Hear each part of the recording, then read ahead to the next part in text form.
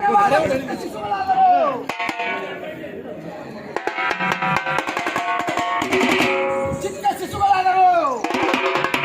ಆ ಶಿಶುಗಳನ್ನು ತನ್ನ ತೊಡೆಯ ಮೇಲೆ ಹಾಕಿಕೊಂಡು ನಾನು ಉಂಟಂತ ಆಭರಣವನ್ನು ತೆಗೆದು ಅಂಬರವನ್ನು ಬಿಟ್ಟು ದಿಗಂಬರಳಾಗಿ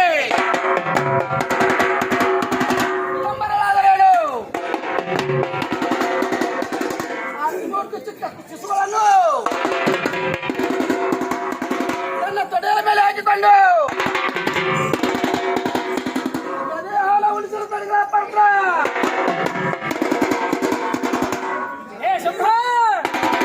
ಇಂತಹ ಸಂದರ್ಭದಲ್ಲಿ ಲಕ್ಷ್ಮೀ ಸರಸ್ವತಿ ಪಾರ್ವತಿಯರು ನೇರವಾಗಿ ಅನಸೂಯ ದೇವಿಯ ಕುಟೀರಕ್ಕೆ ಬಂದರಪ್ಪ ದೇವ. ನಿತ್ಯವಾಗಿ ಅನಸೂಯ ದೇವಿಯು ಆ ಮೂರು ಶಿಶು ಮಕ್ಕಳನ್ನ ಮೂರು ತೊಟ್ಟಿಲಲ್ಲಿ ಹಾಕಿ ಉಯ್ಯಾಲೆಯನ್ನು ಹಾಡುತ್ತಿರುವಾಗ ಲಕ್ಷ್ಮೀ ಸರಸ್ವತಿ ಪಾರ್ವತಿಯರು ಬಂದು, ಹೇ ಅನಸೂಯ ದೇವಿಯೇ, ನಮ್ಮ ಪತಿಯಂದಿರರನ್ನ ನಿನ್ನ ಕುಟೀರದಲ್ಲಿ ಬಚ್ಚಿ ಇಟ್ಟುಕೊಂಡಿರಲಿಲ್ಲ, ಅವರನ್ನು ನನಗೆ ಮರಳಿ ಕೊಡುವಂತವಳಾಗ. ಇತ್ತಲ ಮಹಾಸತಿ ಅನಸೂಯ ದೇವಿಯು ಲಕ್ಷ್ಮೀ ಸರಸ್ವತಿ ಪಾರ್ವತಾ ದೇವಿಯನ್ನು ಕುರಿತು ಹೇಳುತ್ತಾಳೆ. ಹೇ ಲಕ್ಷ್ಮೀ ಸರಸ್ವತಿ ಪಾರ್ವತಾ ದೇವಿಯರೇ,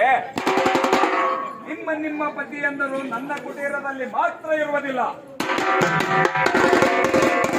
ಅವರು ಎಲ್ಲಿರುವರೆಂದು ಕೂಡ ನನಗೆ ಗೊತ್ತು ಕೂಡ ಇರುವುದಿಲ್ಲ. ನಿಮ್ಮ ಪತಿಯಂದರು ಬೇಕೆಂದರೆ ನೀವು ಹುಡುಕಿಕೊಂಡು ಬ್ರಹ್ಮಾಂಡದುದ್ದಕ್ಕೂ ಸಾಗಿಕೊಂಡು ಹೋಗಿರೆಂದು ಹೇಳಿದಾಗ ಇತ್ತ ಲಕ್ಷ್ಮೀ ಸರಸ್ವತಿ ಪಾರ್ವತಿಯರು ಹೇಳುತ್ತಾರೆ, ರೂಪವನ್ನು ಬದಲಿಸಿಕೊಂಡು ಜಂಗಮ ವೇಷಧಾರಿಗಳಾಗಿ ಬಂದವರು ಯಾರೆಂದು ತಿಳಿದಿರುವೆ ಅನಸೂಯ ದೇವಿಯೇ? ಬ್ರಹ್ಮ ವಿಷ್ಣು ಮಹೇಶ್ವರರೇ ಬಂದಿರುವರು ನಿನ್ನಯ ಕುಟೀರಕ್ಕೆ ಬೆಚ್ಚಕ್ಕಾಗಿ. ಅವರನ್ನು ಎಲ್ಲಿ ಬಚ್ಚಿ ಇಟ್ಟುಕೊಂಡಿರುವೆ ನೀನು?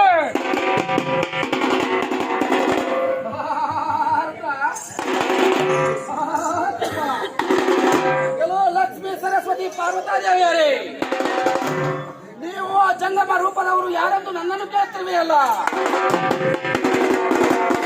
ಹಾಗಾದರೆ ನೀವು ಎಷ್ಟು ತಿಳಿದವರಾಗಿದ್ದರೆ ಈ ನಿಮ್ಮ ತ್ರಿಮೂರ್ತಿಗಳು ಈ ಮೂರು ತೊಟ್ಟಲಲ್ಲಿ ಶಿಶುವಾಗಿ ಆಟ ಆಡುತ್ತಿರುವರು.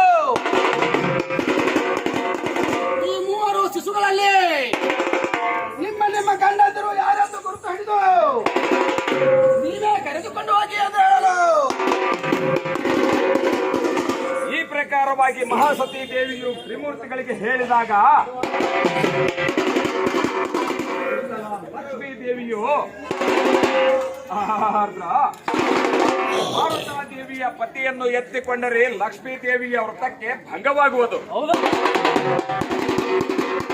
ಇತ್ತಲ ಪಾರ್ವತಾ ದೇವಿಯು ಲಕ್ಷ್ಮೀ ದೇವಿಯ ಪತಿಯನ್ನು ಎತ್ತಿಕೊಂಡರೆ ಅವಳ ಪತಿವ್ರತಕ್ಕೆ ಭಂಗವಾಗುವುದು. ಹೀಗೆ ಪತಿವ್ರತ ಧರ್ಮಕ್ಕೆ ಭಂಗ ಬರುವುದನ್ನೇ ಕಂಡು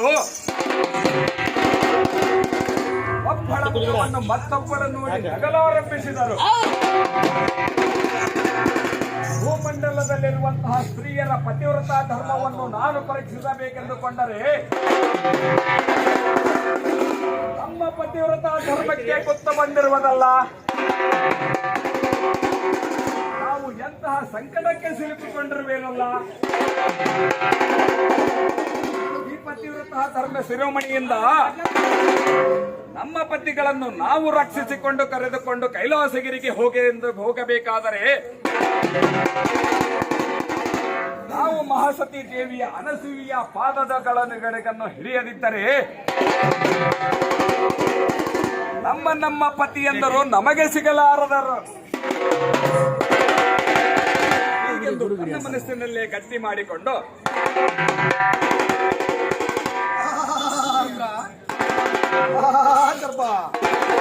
ಆಗ ಲಕ್ಷ್ಮೀ ಸರಸ್ವತಿ ಪಾರ್ವತಾದೇವಿಯರ ಮಾತನ್ನು ಕೇಳಿ ಹಾಗಾದರೆ ಮತ್ತೆ ಅನುಸೂಯಾದೇವಿಯು ಪತಿಯ ಪಾದೋಟದ ತುಂಬಿದ ಕಮಂಡಲದೊಳಗಿನ ಪಾದೋದಕವನ್ನು ತೆಗೆದುಕೊಂಡು ಆ ತ್ರಿಮೂರ್ತಿಗಳಿಗೆ ಚಿಪ್ಪಡಿಸಲು ಆ ಶಿಶು ಮಕ್ಕಳು ಹೋಗಿ ಮತ್ತೆ ಪೂರ್ವದಂತೆ ಜಂಗಮ ರೂಪವನ್ನು ಧರಿಸಿ ತಮ್ಮ ತಮ್ಮ ರೂಪವನ್ನು ಬದಲಾಯಿಸಿಕೊಂಡರು.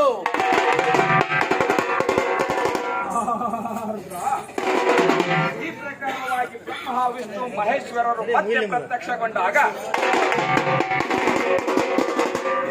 ಲಕ್ಷ್ಮೀ ಸರಸ್ವತಿ ಪಾರ್ವತ ದೇವಿಯರು ಭೂಮಂಡಲಕ್ಕೆ ಸಾರಿಗೆ ಹೇಳಿದರು ಏನೆಂದರೆ, ಭೂಮಂಡಲದಲ್ಲಿರುವಂತಹ ಪತಿವ್ರತ ಶಿರೋಮಣಿಯರನ್ನು ಪರೀಕ್ಷೆ ಮಾಡಿದ್ದು ಸರ್ವತಾ ನಮ್ಮ ತಪ್ಪಾಗಿರುವುದು. ಕಾರಣದಿಂದ ಯಾವ ಸ್ತ್ರೀಯಳು ತನ್ನ ಪತಿವ್ರತ ಶಿರೋಮಣಿಯನ್ನು ಕಾಪಾಡಿಕೊಂಡು ಬರುವಳೋ ಅಂತಹ ಪತಿವ್ರತ ಶಿರೋಮಣಿಯರಿಗೆ ಪೂರ್ವದ ಕಾಲದಲ್ಲಿ ಮಹಾಸತಿ ಅನುಸೂಯಾದೇವಿಯು ಯಾವ ಪ್ರಕಾರವಾಗಿ ತ್ರಿಮೂರ್ತಿಗಳನ್ನು ಸಣ್ಣ ಮಕ್ಕಳನ್ನಾಗಿ ಮಾಡಿಕೊಂಡು ತನ್ನ ಸ್ತನಪಾನವನ್ನೇ ಮಾಡಿಸಿದಳು ಅಂತಹ ಸಕಲ ಸೌಭಾಗ್ಯಗಳು ಇಂದಿಗೂ ಹರಿದು ಬಂದಿದೆ ನೋಡು ದೇವ. ಆ ಕಾರಣದಿಂದಲೇ ಎಂತಹ ಸುಂದರ ಪುರುಷನಾದರೂ ಕೂಡ ಒಬ್ಬ ಮುದ್ದಾದ ಸ್ತ್ರೀಗಳ ಮುಖವನ್ನು ನೋಡಿದ ತಕ್ಷಣ ಅಂತಹ ಸ್ತ್ರೀಗಳ ಹಣೆಯ ಮೇಲೆ ಕೆಂಪಾದ ಕುಂಕುಮವೇ ಕಾಣುತ್ತದೆ. ಅಂತಹ ಕೆಂಪಾದ ಕುಂಕುಮವು ನಿನ್ನ ದುಷ್ಟ ದೃಷ್ಟಿಯೇನಾದರೂ ನನ್ನ ಮೇಲೆ ಬಿತ್ತರೆ ನಾನು ನಿನ್ನನ್ನು ಸಿಳ್ಳಿ ರಕ್ತವನ್ನೇ ಕಾಡುವೆನೆಂದು ಸೂಚಿಸುತ್ತದೆ. ಇದರ ಸಂಕೇತವನ್ನು ಮುಂದಿನ ಪ್ರಯಾಣದಲ್ಲಿ ಹೇಳುವೆನು ದೇವ.